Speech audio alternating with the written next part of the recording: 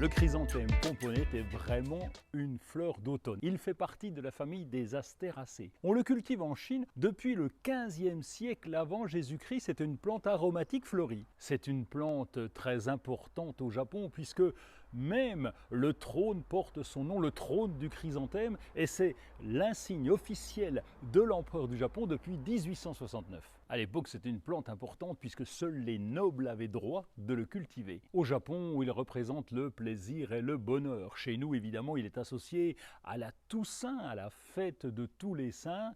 Et puis en Australie, on l'offre à la fête des mers. Chez les chrysanthèmes, il existe des variétés vivaces ou annuelles. Notre pomponnette, ce qu'on aime chez elle, c'est sa floraison avec des couleurs très vives. C'est dommage de la mettre au cimetière. On peut aussi la mettre en décoration en intérieur ou sur la terrasse. On peut cultiver la pomponnette en pot. Lorsqu'on l'achète, on va la rempoter directement dans un pot plus stable pour qu'elle tienne bien sur la terrasse ou le balcon. N'oubliez pas de bien drainer de façon à ce que l'eau s'évacue facilement.